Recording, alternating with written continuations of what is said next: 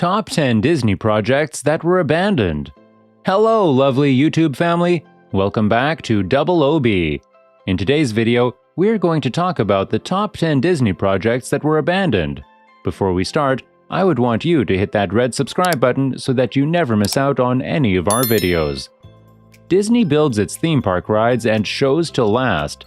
However, its parks and attractions are constantly evolving, and that means that inevitably, in time, most rides and shows will either be updated with a new theme and technology or removed altogether. Sometimes, though, if an attraction has no direct replacement, it is easier and, more importantly, cheaper simply to leave it in place, hidden from guests' view. Scattered around Disney's various resorts are a surprisingly large number of such abandoned attractions. In some cases, the entire ride system remains in place, leaving fans with hope, however slim, that the attractions could return one day in some form or other. Let's take a look at 10 Disney projects that were abandoned. Number 10. Rocket Rods, Disneyland. In 1998, Disneyland's Tomorrowland underwent a major overhaul, re-emerging as New Tomorrowland. One of the casualties of the project was the former People Mover attraction, which had been installed to offer guests an overview of the area. Its moderately paced vehicles were replaced by the Rocket Rods, a high-speed thrill ride that operated on the same track.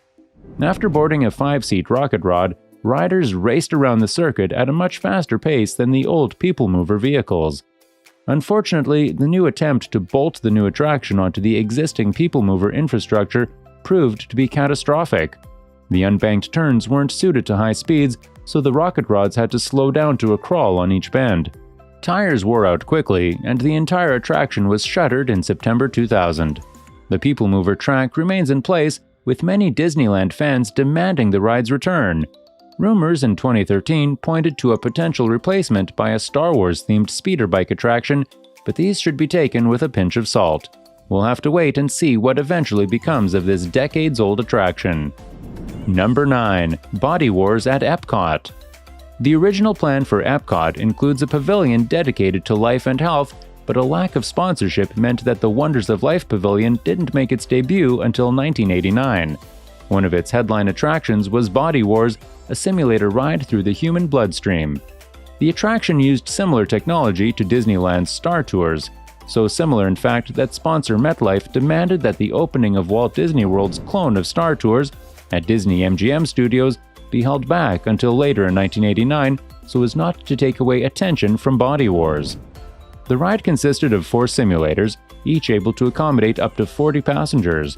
The simulators played the role of the Bravo 229 vehicle, which was shrunk down from a weight of 26 tons to less than a drop of water. During their journey, guests passed through the heart, lungs, and various other parts of the body. In January 2007, the Wonders of Life Pavilion was closed for good without any explanation from Disney. At the time, rumors suggested that Body Wars would be dismantled and sent to Hong Kong Disneyland. However, as Yesterland notes, there have been no credible reports of the simulators actually being removed. Instead, Body Wars is simply boarded up, tantalizingly out of reach for guests visiting the special events and private events that are still held in the pavilion. Number 8. Cranium Command at Epcot.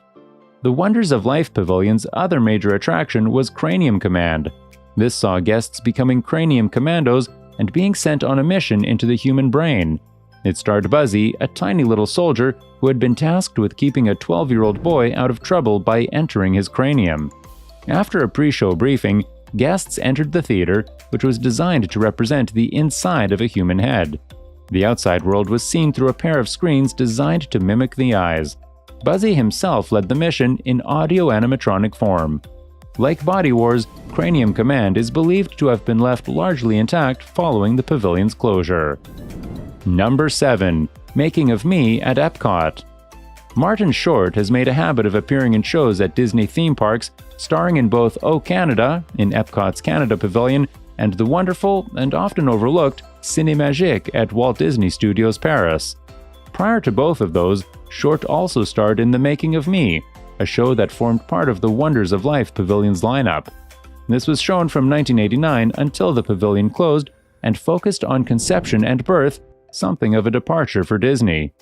Although the film is no longer shown, the theater has been reused to show food-focused films during Epcot's annual International Food and Wine Festival, so the attraction is still essentially in place. Number 6. Mark Twain Riverboat at Disneyland Paris. During a recent visit to Disneyland Paris, we were surprised to spot the Mark Twain Riverboat floating forlornly in Frontierland's rivers of the Far West. Even more surprising was the state of the boat, which looked virtually derelict. In places, parts of the boat's wooden structure appeared to have detached altogether and fallen into the murky waters.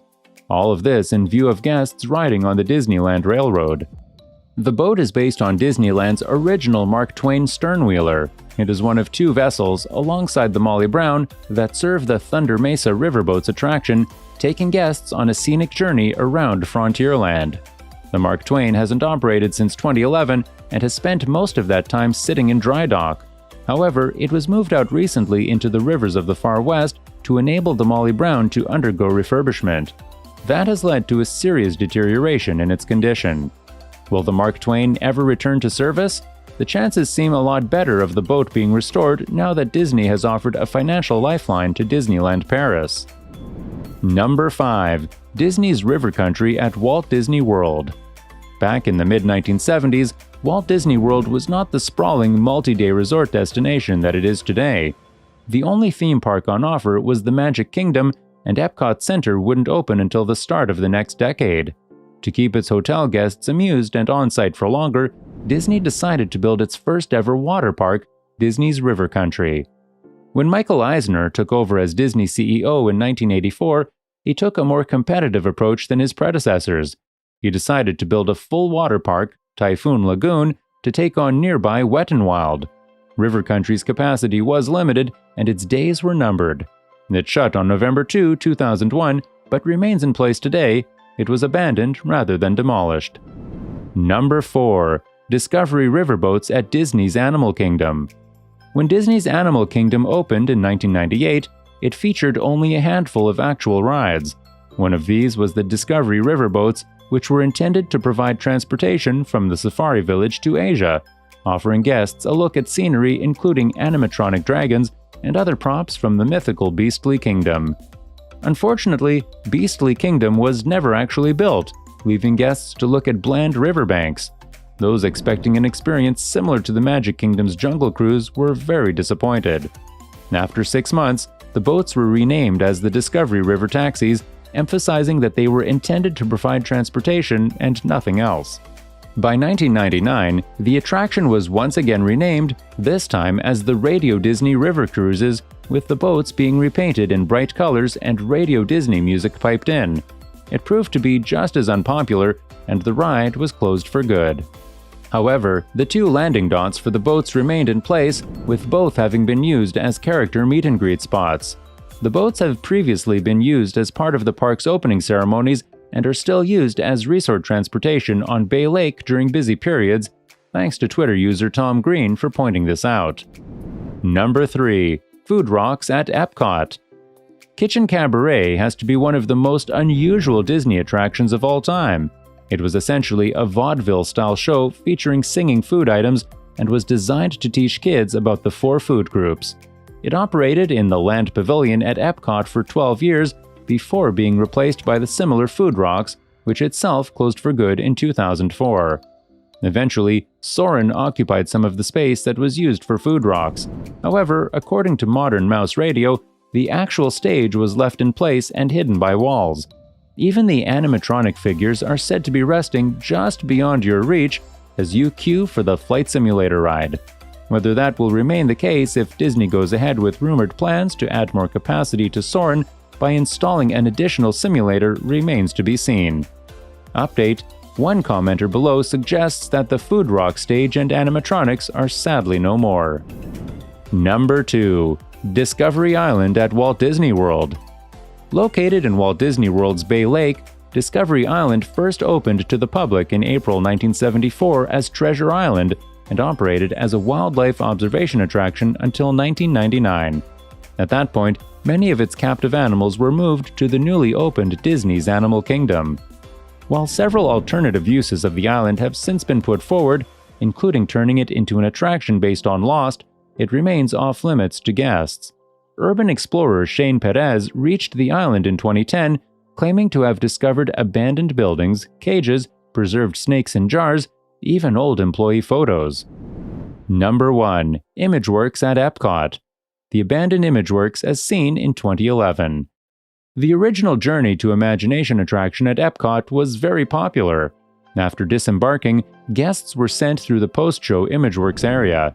This hosted a variety of games and hand-on exhibits such as Magic Palette, a digital drawing station, Light Writer, using lasers to write and draw, and Bubble Music, a projection that moved in time with sounds. The most famous of these was the Rainbow Corridor, which assigned a color to each guest and followed them throughout. When the ride underwent a major refurbishment in 1999, a move that was incredibly unpopular among fans of the original, Imageworks was closed. It was left largely intact, being used for storage and special events. That's all for today. I hope you liked the video. If you did, make sure to hit that like button and subscribe to the channel so that you never miss any amazing video from us.